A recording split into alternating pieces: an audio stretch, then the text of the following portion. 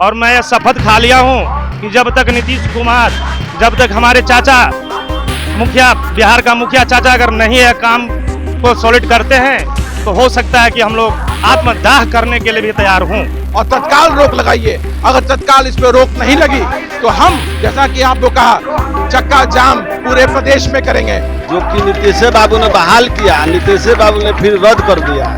इसलिए अमर अनशन पर हम लोग बैठे हैं कि हम लोग को आश्रितों को बहाल करें और नहीं तो हम लोग आत्मदाह करेंगे। जो उनका मंसूबा था मंत्री बनने का, वो मंत्री बन के केंद्र में चले गए। बिहार का समाज, दलित समाज हो चाहे महादलित समाज हो, वो जिए या मरे, दिल्ली वालों को कोई चिंता नहीं होती है। हमें सत्ता नहीं चाहिए ऐसी जहां हम दलाली करें, हमें सत्ता वैसी नहीं चाहिए जहां हमारे समाज का अपना कल्याण नहीं हो। और आज अगर समाज साथ में है तो सरकार को झुकना पड़ेगा, सरकार को मानना पड़ेगा। दोस्तों नमस्कार, बहुत स्वागत आपका चौकस भारत में। मैं आपका दोस्त ब्रजेंद्र। मेरे पीछे जो हुजूम देख रहे हैं, ये गर्दनी बाग में चौकीदार लोग बैठे हुए हैं, धरना प्रदर्शन में बैठे हुए हैं। इनकी जो स्थिति है वो बहुत जरूरी है कि हमें जाने, हम लोग जाने और उसके बाद ये समझने का प्रयास करें कि आखिर कौन सी वो परेशानी इनके जीवन में अचानक से आई है जिसके वजह से ये धरना और प्रदर्शन करने लगे। एक तरफ सत्र शुरू हो गया है विधानसभा का और दूसरे तरफ सरकार के जो मुलाजिम हैं वो सड़क पर खड़े हो चुके हैं, सड़क पर उतर चुके हैं। कुछ लोग हैं जिनसे हम बातचीत करते हैं। भाई क्या नाम है आपका? मेरा नाम रविंद्र कुमार यादव है। कहाँ से हैं आप? हम अरवल जिला अध्यक्ष हैं।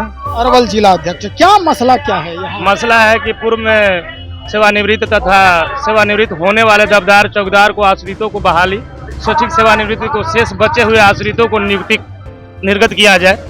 और साथ में है कि मेरी जिला जो है, जो डीएम साहब जनरल बहाली निकाल दिए हैं और उसमें भी है कि आरक्षण का चोरी की गई है। जो पहले से जो भर्ती थे उसके अनुसार उन्होंने निकाल दिए कि पिछड़ा वर्गों का कोई सीट नहीं दे सके हैं। तो हमें कहना है कि जनरल बहाली नहीं हो सकी है, जनरल बहाली नहीं हुआ है कभी और आज जनरल बहाली करने में लगे हुए हैं। इसके विरुद्ध मैंने अरवल जिला से आकर इस आमरण अनशन पर बैठा हूं। आज मेरे को तीसरा दिन हो चुका है और मैं यह शपथ खा लिया हूं कि जब तक नीतीश कुमार, जब तक हमारे चाचा मुखिया, बिहार का मुखिया चाचा अगर नहीं है काम को सॉलिड करते हैं तो हो सकता है कि हम लोग आत्मदाह करने के लिए भी तैयार हूँ। इतना बड़ा डिसीजन, इतनी बड़ी डिसीजन मैंने लेकर बैठ गया हूँ। एक अरवल जिला के बहाली का कैंसिल, दूसरा सेवानिवृत्त सेवा को बहाल करने का उनकी नियुक्ति पत्र दे दें ताकि हम लोग सही हो जाएं। आया न था, अगर नहीं करेंगे तो हम लोग इतनी बड़ी पोजीशन पर पहुंच गए हैं कि हम लोग आत्मदाह करने की भी कोशिश करेंगे इसमें। चलिए रविंद्र जी, हम और लोगों से बात कर लेते हैं। पूरा मसला क्या है, आप लोग क्या बता रहे थे अभी? हम लोग का यही मांग था, हम लोग का ज़्यादा कुछ बड़ा था नहीं मांग। पहले से जो चला आ रहा था 2014 में बीआरएस के तहत, उसी के तहत हम लोगों की बहाली होती है। 17 फरवरी को हम लोग की बहाली हो जाती है और ऑफिस के दुर्भाग्यपूर्ण कारण के कारण या लेट होने के कारण हम लोग की जो नियुक्ति पत्र मिलती है वो 13 मार्च को मिलती है और हम लोग बहाल भी कर लेते हैं। तब तक वो न्यूज़ नहीं आता है 25 फरवरी वाला। हम लोग लगभग 5-6 महीने जॉब कर लेते हैं, वेतन भुगतान के लिए जाता है तो एक न्यूज़ आती है कि देवमणि पासवान के केस के लेकर 25 फरवरी के बाद सभी को बर्खास्त किया जाता है। उसके तहत हम लोगों को बर्खास्त कर दिया जाता है। तो हम लोग को ये नहीं समझ में आया कि हम लोगों की गलती क्या थी। हम लोग तो नियम के तहत गए, 17 फरवरी के बहाली हो गए। बाद में अगर नियुक्ति पत्र लेट से दी जाती है, इसमें तो प्रशासन की गलती है, इसमें तो ऑफिस की गलती है। वो लेटर 17 को न जाकर 18 को, 19 को, 20 को कभी भी दी जा सकती थी या नियुक्ति पत्र निर्गत की जा सकती थी। उसके तहत हम लोगों को हटा दिया गया। तो पिछले धरना में हम लोगों ने फिर से आया, 2023 में धरना में आया इसी स्थल पर, तो हम लोगों को बात सुना गया। हम लोग फिर उस पर लड़े तो यहाँ के जो डीएम थे चंद्रशेखर सर, तो वो हम लोगों की बातों को सुने तो हम लोगों को सही पाया गया कि 17 फरवरी के सही में इन लोगों के जब सिलेक्शन हो गया है तो मतलब ये मजाक बन गया है क्या कि ज्वाइन कराओ, बाहर करो, ज्वाइन कराओ? हाँ, ये तो आप कह सकते हैं ना। हम लोग का मजाक क्या, पूरा परिवार का मजाक बन गया है कि पिछले बार बहाली फिर दोबारा कराया गया ये लोग का बात सही है। 17 फरवरी की उन लोग के सिलेक्शन हो गया था और नियुक्ति पत्र ऑफिस के लेट की वजह से मिला। क्या उम्मीद है आप? उम्मीद क्या है, फिर से यही उम्मीद है कि फिर से सरकार को समझ में आए। हम लोग से मजाक जो हो रहा है कि पिछले बार बहाली किया गया, फिर दोबारा हम लोग को बहाली किया गया। दिसंबर में हम लोग फिर दोबारा बहाली किए लड़ करके, और फिर इधर वेतन उठा लिए हैं। लगभग ये 1 साल 8-9 महीने लगभग हो चुका है। अभी भी मान लीजिए सेवा में है, वेतन भी मिला, लेकिन फिर से एक लेटर निर्गत हो रहा है। ये लेटर निर्गत हो रहा है। हम और भी बातचीत करेंगे आपसे। हम लोग 20 तारीख से बैठे हुए और अमर अनशन पर इसलिए बैठे हैं कि सेवा नियुक्त जो हुआ है, नीतीश बाबू ने 2013 को बहाल किए थे। ऐसा ही कोर्ट का बात था, जो कि नीतीश बाबू ने बहाल किया, नीतीश बाबू ने फिर रद्द कर दिया। इसलिए अमर अनशन पर हम लोग बैठे हैं कि हम लोग को आश्रितों को बहाल करें, और नहीं तो हम लोग आत्मदाह करेंगे। ये बहुत बड़ा मैटर होने जा रहा है भाई। लोग अब आत्मदाह की बात करने लगे हैं। जाहिर सी बात है, एक तरफ रोजगार की मारामारी है और दूसरे तरफ रोजगार देकर रोजगार छीन लेना, ये बहुत बड़ा मसला हो सकता है। आप देख सकते हैं इन लोगों के जो नेता हैं, अगर कहें तो आदित्य पासवान भी यहाँ पहुँचे हुए हैं। हमारी कोशिश होगी कि आदित्य पासवान से हम बात करें, समझने का प्रयास करें कि आदित्य पासवान क्या कुछ इनके बारे में सोच रहे हैं, क्या कुछ कहना चाह रहे हैं। करते हैं आदित्य पासवान हैं, कांग्रेस सेवा दल के जो ब्रिगेड के जो प्रदेश अध्यक्ष हैं आदित्य पासवान, उनसे हम बातचीत करते हैं। आदित्य जी, बहुत बड़ी जो समझौता होने वाला है, आपने कहा भाई कि एक ही बात पर हम समझौता करेंगे, या तो सरकार माने या नहीं तो हम चक्का जाम करेंगे। ये घोषणा जो है, क्या लग रहा है ये? बिल्कुल, आज आप देख सकते हैं कि किस तरह से बिहार का पासवान समाज यहाँ पे एकत्रित हुआ है। तो और पासवानों को समर्थन में आज हमारा रविदास समाज वो है।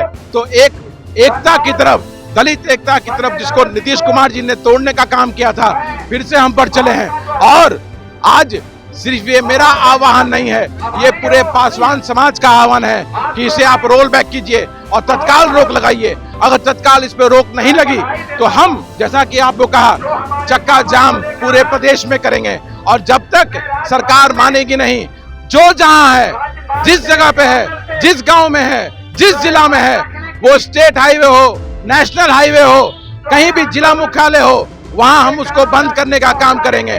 और पूरे बिहार में रविदास समाज और पासवान समाज, हम 11% हैं। 11% अगर एक साथ मिल गया, एक मुट्ठी बन के हम तैयार हो गए, तो जिसकी सरकार चाहेंगे उसी की सरकार बनेगी, जिधर हम जाएंगे उसी की सत्ता बनेगी। और आज वो दिन है, मैंने आह्वान किया है दलित और महादलित की एकता के लिए। फिर से समाज एकता की तरफ बढ़ चुका है। और राजनीति करके अगर सरकार चाहेगी कि दलित महादलित में जिस तरह बांटा गया था आगे बांटा जाएगा, तो ये होगा नहीं, क्योंकि समाज जाग चुका है। और नीतीश कुमार जी की जो ठग उन्होंने बिहार के समाज को, दलित समाज को, पिछड़ा और अति पिछड़ा समाज को जो ठगने का काम किया है, वो समाज समझ चुका है। और अगर वो नहीं मानेंगे तो ये समाज अब एकत्रित हो चुका है। आदित्य जी, ये बात तो आपने कही, जो बात जो आपके जहन में आ रही है, चिराग पासवान क्या 11% में नहीं है? बस चिराग पासवान विरासत की राजनीति करते हैं, अपने पिता के नाम की राजनीति करते हैं, तो उसको जो करना है करें, उससे समाज को अब कोई मतलब नहीं है। क्योंकि जब समाज को आज जरूरत है कि वो इस बात को मुखरता से उठाएं, तो उन्होंने सिर्फ चिट्ठी वहां पे मुख्यमंत्री जी के सामने दिखावा के लिए दिखा दिया, उसके बाद शांत हो गए। उनको जरूरत क्या है? जो उनका मंसूबा था मंत्री बनने का, वो मंत्री बन के केंद्र में चले गए। बिहार का समाज, दलित समाज हो चाहे महादलित समाज हो, वो जिए या मरे, दिल्ली वालों को कोई चिंता नहीं होती है।